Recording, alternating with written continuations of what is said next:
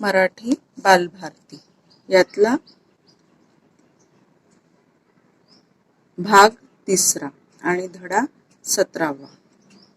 यातला धडा 17वा आहे दुखणं बोटभर. हे आहे पान क्रमांक 65 वर आणि हा धडा लिहिलाय डॉक्टर चित्रा सोनी यांनी. या निवृत्त प्राध्यापिका व लेखिका भाषा मुलांची शैक्षणिक मानसशास्त्र भाषिक कौशल्य अध्यापनाची प्रतिमाने इत्यादी पुस्तकांचं लेखन केलेलं आहे आणि आकाशवाणीच्या शैक्षणिक कार्यक्रमात सहभाग आहे त्यांचा. दूरदर्शनवरील शैक्षणिक कार्यक्रमासाठी पटकथा लेखन विविध नियतकालिकांमधून शैक्षणिक लेखन त्यांनी केलेलं आहे. आता हे दुखणं बोटभर या पाठाचा परिचय असा आहे की लेखिकेच्या बोटाला दुखापत झाली, त्याच्यामुळे त्या कशा हैराण झाल्या याचं मजेशीर वर्णन त्यांनी याच्यात केलेलं आहे.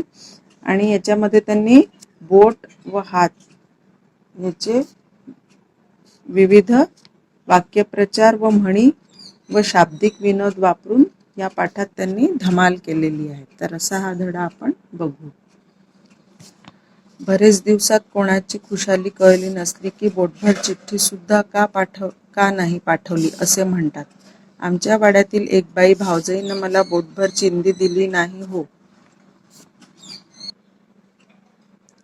अशी तक्रार करायच्या. आता 10 हात साडीही नीट न पुरणाऱ्या बाई बोटभर चिंदीचं काय करणार होत्या असं आम्हाला वाटे.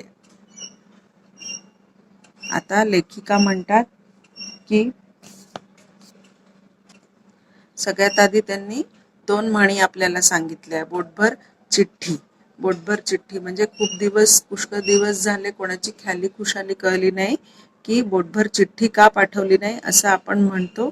आणि त्यांच्या वाड्यातल्या एक बाई नेहमी म्हणायच्या की माझ्या भावजईनं मला बोटभर चिंदी सुद्धा दिली नाही. आता या दोन्ही म्हणी आहेत, तर याचा उपयोग लेखिकेने छान असा वापरलेला आहे. सांगायचा मतितार्थ असा की बोटभर हा शब्द अगदी छोटंसं क्षुल्लक या अर्थी वापरला जातो, पण माझ्या बोटभर दुखण्यानं मला कसं हैराण केलं त्याची ही हातभर कहाणी आहे. आता त्याच्यावर लेखिका म्हणतात की मतितार्थ म्हणजे त्याचं सारांश, त्याचा निष्कर्ष, म्हणजे हे सांगायचं सगळं याचा निष्कर्ष असा आहे की मला जे बोटभर दुखणं झालं ते कसं हातभर त्याची कहाणी झाली ते आता लेखिका आपल्याला या धड्यातनं सांगतात आहे. कुठल्या तरी कडक गुळ बत्त्यानं ठेचताना आणि त्याचबरोबर इकडच्या तिकडच्या गप्पा करताना एक घाव उजव्या हाताच्या बोटाच्या वरमी बसला. तो घाव वरमी बसला याचं मर्मज्ञान उशिरात झालं. आता जेव्हा एकदा लेखिका गुळ ठेचत होत्या बत्त्यानी. बत्ता म्हणजे काय की खलबत्ता, ज्यांनी आपण मसाला कुटतो तर तो बत्ता. आता बत्ता त्याचं कारण झालं की त्या गुळ ठेचला त्यांनी आणि कोणाशी तरी त्या गप्पा करत असतील तर नेमका तो बोटावर घाव बसला. घाव वरमी बसणे म्हणजे केंद्रस्थानी, बोटाच्या केंद्रस्थानी तो फटका बसला आणि थोडासा खूप जोरात असा तो फटका बसला. आणि मर्मज्ञान याचा अर्थ मूळ ज्ञान, घाव म्हणजे आघात असा बसला आणि नंतर वेदना झाल्या म्हणजे तो खूप दुखला आणि त्यांनी ते बोट तोंडात घातलं. पण तू डावखोरी नसताना उजव्या हाताचं बोट कसं दुखावलं म्हणून इतरांनी आश्चर्यानं तोंडात बोट घातली. नंतर बोटावर 3 महिने चाललेला खर्च, वेळ, वायफाय चर्चा यामुळे दुखऱ्या बोटासकट हात कपाळाला लावायची माझ्यावर वेळ आली. आता त्यांनी हे म्हटलं की सगळ्यांनी मला 3 महिने मला हे खूप बोटाचं दुखणं पुरलं, म्हणजे त्याच्यावर खर्च, म्हणजे लोकांनी दिलेले सल्ले आणि कपाळाला हात लावणे म्हणजे हताश होणे, म्हणजे मी 3 महिने कशी हताश झाली हे सगळं त्यांनी याच्यात सांगितलेलं आहे. सुरुवातीला बोट ठसठसायला लागल्यावर मला एका जाहिरातीची आठवण झाली. मलम मलिये काम पे चलिये. मी बोटावर मलम लावले, पण कामासाठी ते मुठी सुद्धा नाही वळले. मी बोटाकडे दुर्लक्ष केल्याचा बेट्याला राग आला असणार. आता त्यांनी सर्वात आधी एक मलम, त्याची जाहिरात होती, काय होती, मलम मलिये काम पर चलिये. तर त्यांनी काय केलं, आधी त्याच्यावर मलम लावला, पण त्या मलमला काही अर्थ नव्हता आणि तो लावून काही उपयोग झाला नाही.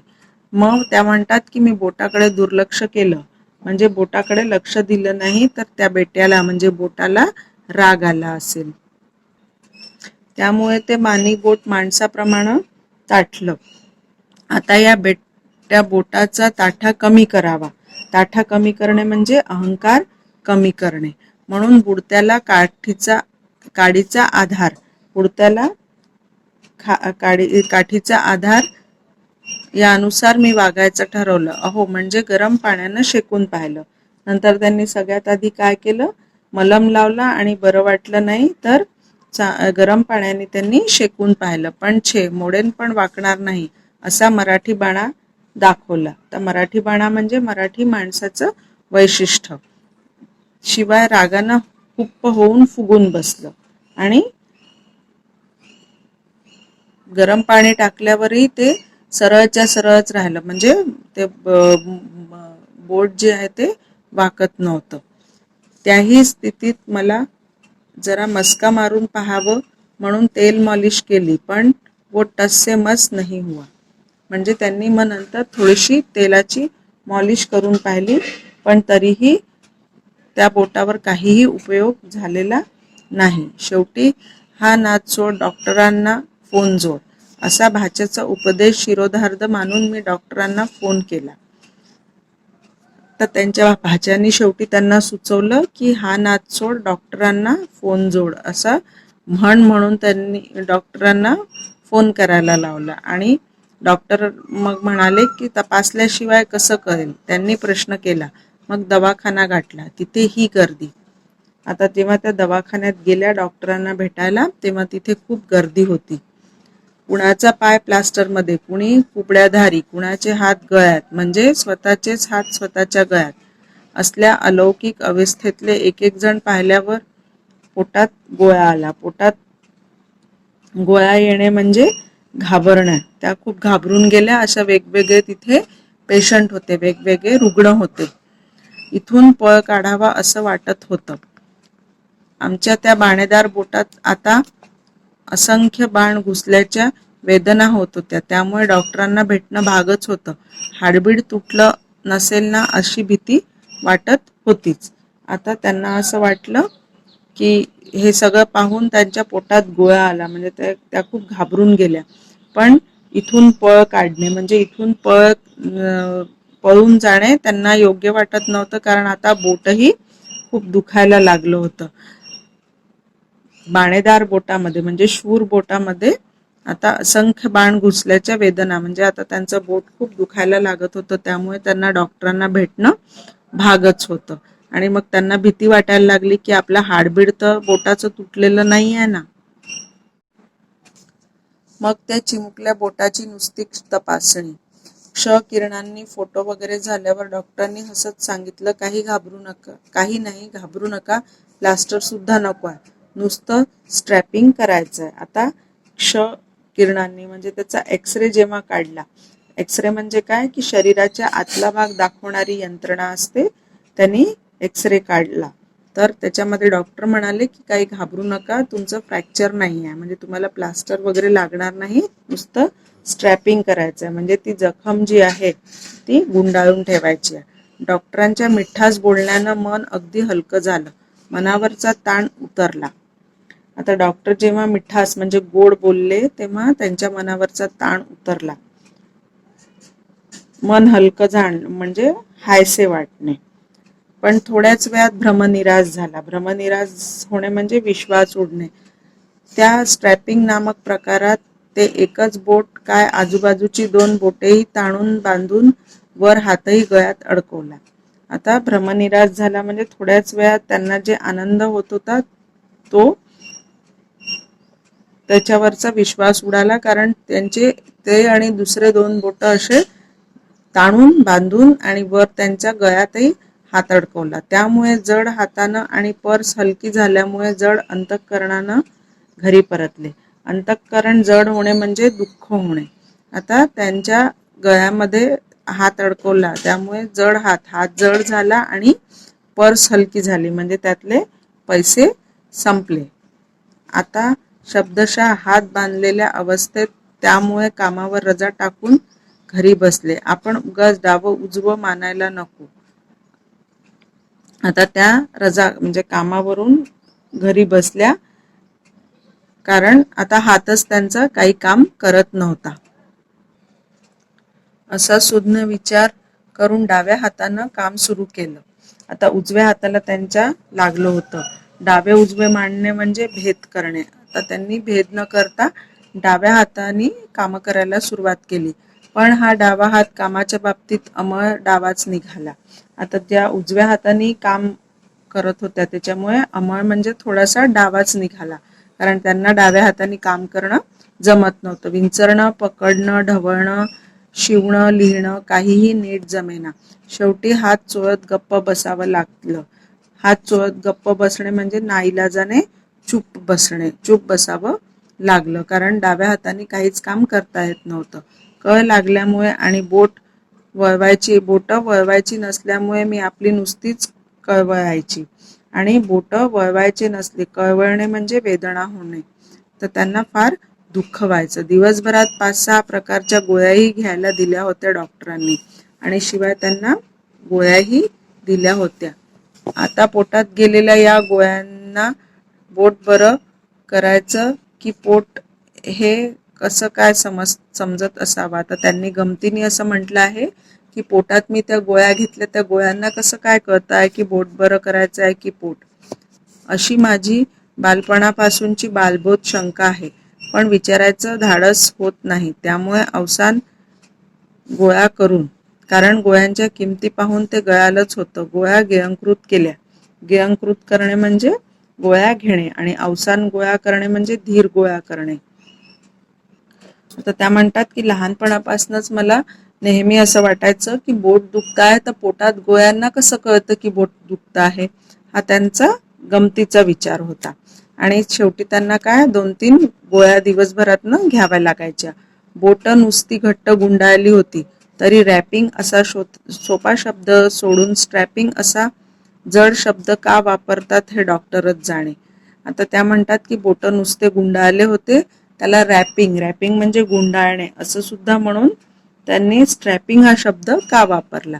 स्ट्रॅपिंग निघाल्यावरही सगळं लगेच आलबेल असं नाहीच. आलबेल असणे म्हणजे ठीकठाक, म्हणजे ते स्ट्रॅपिंग काढल्यानंतरही सगळं बरं झालं असं नाही. आणखी थोड्या गोळ्यांची फैर झडली आणि चेंडू वळण्याचा व्यायाम सांगितला. चेंडू वळण्याचा म्हणजे चेंडू हातात धरायचा, आणि तो व्यायाम डॉक्टरांनी त्यांना सांगितला.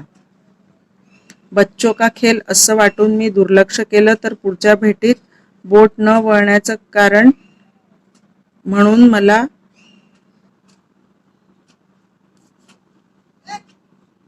म्हणून या टाळलेल्या व्यायामावरच डॉक्टरांनी बोट ठेवलं, आणि त्यांनी हे लक्ष दिलं नाही. काय लहान मुलांसारखं चेंडू वळायचा.